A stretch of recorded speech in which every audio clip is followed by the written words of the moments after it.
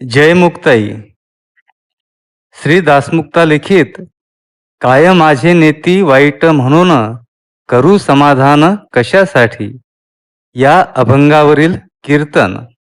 काय माझे नेती वाईट म्हणून करू समाधान कशासाठी काय मज लोक नेती परलोका जाता कोणा एका निवारेल न म्हणे कोणासी उत्तम वाईट सुखे माझी कुठ खाओ मागे सर्व माझा भार असे पांडुरंगा काय माझी जगा सर्वे काज तुका म्हणे माझे सर्वही साधन नाम संकीर्तन विठोबाचे.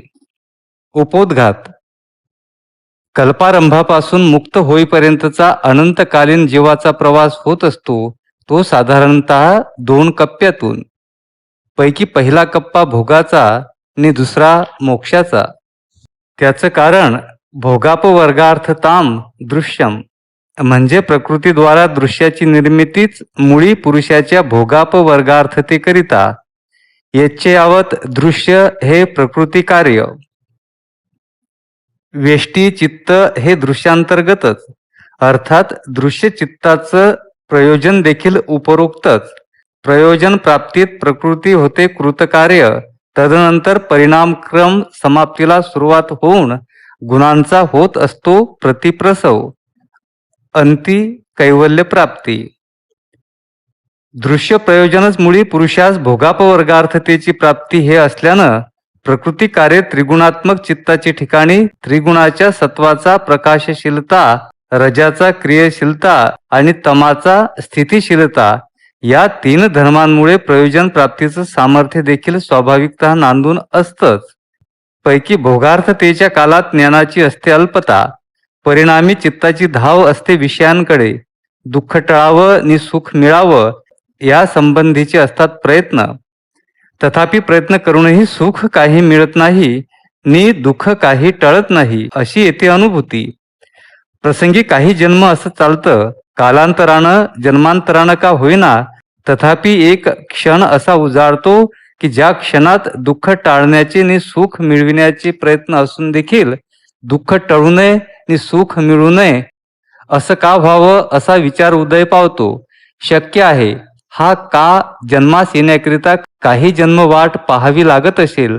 तथापि एकदा का हा का जन्माला आला की त्या काचं रूपांतर होते विवेक शक्ती जागृत होण्यात.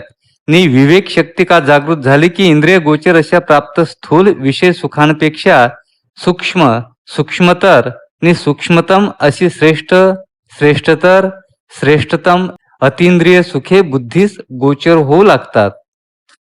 असं का झालं की साहजिकच क्षुद्र अशा विषय सुखापासून चित्तवृत्ती मुरडते नि अपवर्गाच्या वाटचालीस लागते.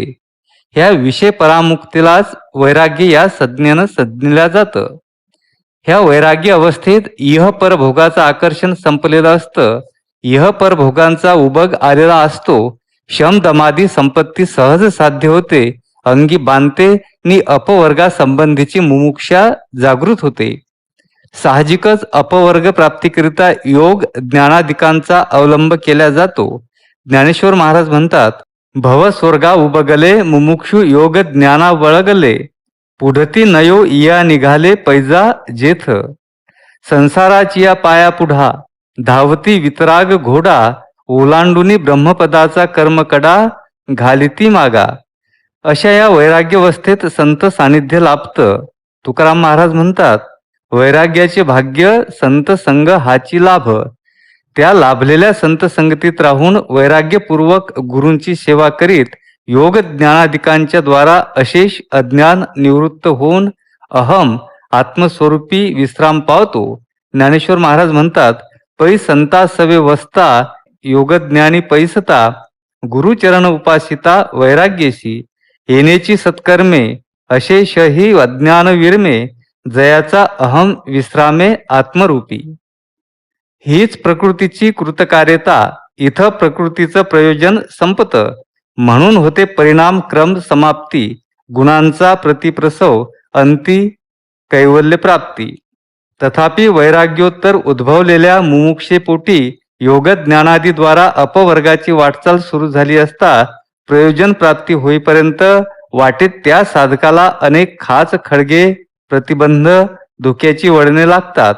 त्या काळात त्या साधकाला निरंतर अंतर्मनाशी नि ह्या काळातच नव्हे तर तदनंतर देखील बाह्य जगाशी अशी दुहेरी स्वरूपाची लढत द्यावी लागते. जसं तुकाराम महाराज म्हणतात, रात्रंदिवस आम्हा युद्धाचा प्रसंग, अंतर्बाह्य जग आणि मन. अंतर्मनात काम क्रोधाची विलग उठावती अनेग, तेथ आडवावया आले दोष वैरी जे धोपटले, तया माझी पहिले देहाहंकार वगैरे.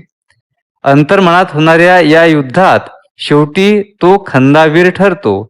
दोषांची विकारांची हकालपट्टी झाल्यानं नि प्रच्छन्न गुणमालिका अंगी बांधल्यानं परिणामी सौरभ उधळविणारं त्याचं ते लोभस व्यक्तिमत्व आकर्षक, सौंदर्यक, मादक, नेत्रदीपक असंच ठरतं. ताटी उघडा ज्ञानेश्वरा नामक आपल्या ताटकी अभंग भाष्यात श्री दासमुक्ता म्हणतात, अंगी प्रच्छन्न गुणमालिका सौरभ उधळविती नित्य जी का, जे व्यक्तित्व सकळिका वाटे देखा लोभस, ऐसे आकर्षक तैसेची सौंदर्यक, व्यक्तित्व ते मादक नेत्रदीपक ठरतसे. साहजिकच अंधकाराचा नाश नि सूर्य विकासिनी कमलाचा विकास करीत जगाची सुख पहाट करणारा सूर्य पाहून जसे दिवसा फुटते डोळे डुडुळाचे डोळे फुटतात नि जगाची सुख पहाट चोरा मरणाहून निकृष्ट, चोरास मरणाहून निकृष्ट होते, मेल्याहून मेल्यासारखे होते, तद्वत त्यांचं ते डोळ्यात भरणारं व्यक्तिमत्व काहींना पाहवत नसल्यानं त्यांच्याकडून त्याचा स्वीकार पुढे चालून व्हायचा तेव्हा हो, तथापि प्रथमतः त्याच्या कुचेष्टेला सुरुवात होऊन ती विरोधात परिणत होते. श्री दासमुक्ता म्हणतात, उदया अंतराळे देखिल्या अंशुमाळे, फुटती डुडुळाचे डोळे मेल्याहुनी मेले होई चोरा, तेवी नेत्री भरुणी उरे देखुणी व्यक्तित्व ते गोजिरे, न सहावे साचोकारे रजोगुणी अंतरे असती जे. राजसांकडूनही अनागती स्वीकार होई निसंशय रीती, परी प्रारंभी कुचेष्टा करीती सहावेना चित्ती म्हणून. कुचेष्टा विरोध स्वीकार सोपान हे अनिवार, लागताती करावे पार उन्नत नरजे असती. सहावेना राजसा त्या नष्टा, म्हणू लागती करू कुचेष्टा, कुचेष्टेची पराकाष्ठा परिणत अनिष्ठा विरोधी. अर्थातच मनानं वाचेनं कायनं त्याचं वाईट कसं होईल याच कामात ते छलक विरोधक घडून जातात. पुढे आवडते वृत्ती किरीटी या न्यायाला अनुसरून त्या आंतरिक असुरेची परिणती होते. ती तोंडा वाटे नरकलुटी ह्यामध्ये. वाईट कैसे होईल याचे ऐशिया कामी जे कांचे, मने काया वाचे गढुनी साचे जाती ते. त्या आंतरिक असूयेची परिणती तोंडा वाटे जे नरक लुटीती, परी ऐशी सर्वची नव्हती राजस व्यक्ती वाचुनी. धुराड्यातून जसे धुराचे लोट बाहेर पडतात किंवा अधोद्वारावाटे जशी दुर्गंधी बाहेर पडते, तद्वत अमंगळनी घाण अशा शब्दरूपी शस्त्रांचा वर्षाव त्यांच्या मुखातून सुरू होतो आणि काही केल्या त्यांची ती दुर्धर उपहास पिपासा शांत होत नाही. लाकडाने अग्नी जसा शांत होत नाही किंवा समुद्रातील वडवानल जसा शांत न होता जसं जसा अधिकाधिक जल प्राशन करतो तसा जसा अधिकाधिक भडकतो, तद्वत जसं जसा निंदा कुत्सा छलाचा संवेग तीव्र होतो तसं तसं त्याच्या मनोवृत्तीत द्वेषाचं विष अधिकाधिक चढतं. साहजिकच अंतर्बाह्य कठोर अशा नराधमांच्या त्या अमानुष वाक्प्रहारानं होणाऱ्या असह्य वेदनेनं सज्जन प्रवृत्तीचं हळवं निर्मल नि म्हणूनच कोमल असं जे अंतःकरण ते व्यथित होतं, दुःखी होतं, कष्टी होतं. आणि क्षणकाल का होईना तथापि चित्तवृत्ती विक्षिप्त होऊन दोलायमान होते नि समाधान बिघडतं. बरं, समाधान बिघडू नये म्हणून चित्त विक्षिप्त करणारी नि समाधान बिघडविणारी विरोधकांची तोंडे ठेचून काढण्याकरिता ठोशास ठोसा या नीतीचा अवलंब करावा, तर व्यक्तिगत जीवनातील निंदा उपहासादी ही सामूहिक बाब नसल्यानं ठोशास ठोसा या नीतीचा अवलंब देखील गैर ठरतो. गैर ठरण्याचं कारण तसं करणं हे वेद नीतीला सोडून नि संतांच्या आदर्शाविरुद्ध होते आणि धर्मानुगामी यांनी धर्म मार्गाचं अनुगमन करीत असता वेदनीती कथन नि संताचरणानुसरण या नियमाचं परिपालन करण्याची नितांत गरज असते. त्यांना दंडक पाळावाच लागतो. तो हा की वाचा बोलो वेदनीती करू संती केले ते. त्याचे कारण वेद प्रणिहितो धर्म म्हणजे धर्म हा वेद प्रणीत असल्यानं वेद मार्गाचं अनुसरण नि धर्ममूर्ती वेदमूर्ती अशा आचारवान पुरुषांच्या पावलावर पाऊल टाकून तदनुसार आचरण ह्या दोन्ही बाबी सांभाळल्यानं यथार्थता धर्माचं पालन होत असतं आणि धर्मपालन आवश्यक ठरतं. व्यक्ती तथा समाजाचं धारण करणारा म्हणूनच काय, पण धर्मपालन रक्षण हे अंगीकृत कार्य म्हणूनही नव्हे तर व्यक्तिगत स्वार्थ साधन म्हणूनही धर्मरक्षण धर्मपालन करणं अत्यावश्यक ठरतं. कारण धर्म एव हतो हंती धर्मो रक्षती रक्षितः. धर्म त्यांचा मुडदा पाडतो जो धर्माचा मुडदा पाडतो, आणि धर्म त्यांचं रक्षण करतो जो धर्माचं रक्षण करतो. म्हणून धर्म परिपालनाकरिता वेदाज्ञापालन आणि संतानुसरण अगत्याचं ठरतं आणि व्यक्तिगत जीवनात जशास तसं ही नीती वेद नीतीला सोडून आणि संतांच्या आदर्शाविरुद्ध होते. कारण वेद अशी आज्ञा करतात, आत्मना प्रतिकूलानी परेशान समाचरेत. जी गोष्ट स्वतःला प्रतिकूल वाटते ती दुसऱ्याविषयी करू नये. कुणी आपली निंदा व अपमान केल्यानं आपणास जर दुःख होत असेल तर इतरांची निंदा व अपमान केल्यानं त्याला नाही का दुःख होणार. आदर्श दृष्टांत देऊच म्हटलं तर द्रौपदीचा देता येईल. अश्वत्थामा वध संदर्भातील सार. जगा आणि जगू द्या हे धर्माचं मूल सूत्र आहे आणि उपरोक्त उपनिषद सूत्र धर्माची आधारमिती आहे.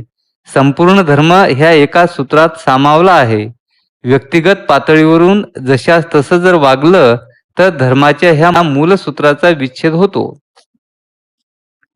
दुसरं असं, वेष्टी स्तरावरून जशास तसं वागल्यानं छळवाद्यांनी अंगीकारलेल्या वेदबाह्य अधर्म तत्वाचा तो पुरस्कार केल्यासारखाच होतो. कुत्रा भुंकतो म्हणून आपणही कुत्र्यावर भुंकू लागलो तर दोहोंचा दर्जा एकच ठरतो. म्हणजे आपण श्वान वृत्तीचेच पुरस्कर्ते ठरतो आणि अधर्म तत्वानुयायांप्रमाणे न वागलं, त्यांच्या वागण्याचा प्रतिषेध केला तर त्यांच्या त्या वेदबाह्य पाखंडी प्रवृत्तीचा तो निषेध ठरतो. ती निषेधार्थ काळे झेंडे दाखविणंच होतं. शब्दानेच नव्हे तर प्रत्यक्ष निषेधात्मक कृतीनं त्या पाखंडी प्रवृत्तीचं ते सहजता खंडन होतं. म्हणून व्यक्ती तथा समाजाच्या हिताचा विचार करता वेदानुगमन हे परिणामी हितावह ठरतं. ज्ञानेश्वर महाराज वेद मार्गानुगमनाची फलश्रुती सांगतात. वेदमार्गी मुनी गेले तरंगाकारी हारपलो द्वैत सर्व निसरलो. जसं वेद मार्गानुगमन हितावह ठरतं तसंच संतानुसरण देखील. कारण धर्मतत्व हे सूक्ष्म असल्यानं जिथं धर्माविषयी संभ्रम निर्माण होतो तिथं आचारवान आदर्श पुरुषाकडे पाहून धर्म निश्चित करावा असं उपनिषद वाक्य स्मृतिवाक्य असल्याचं दिसून येतं. आणि संतांचा आदर्श पाहिला तर व्यक्तिगत जीवनाशी संबंधित असलेल्या बाबींबाबत जशास तसा हा पवित्रा स्वीकारताना ते दिसत नाही.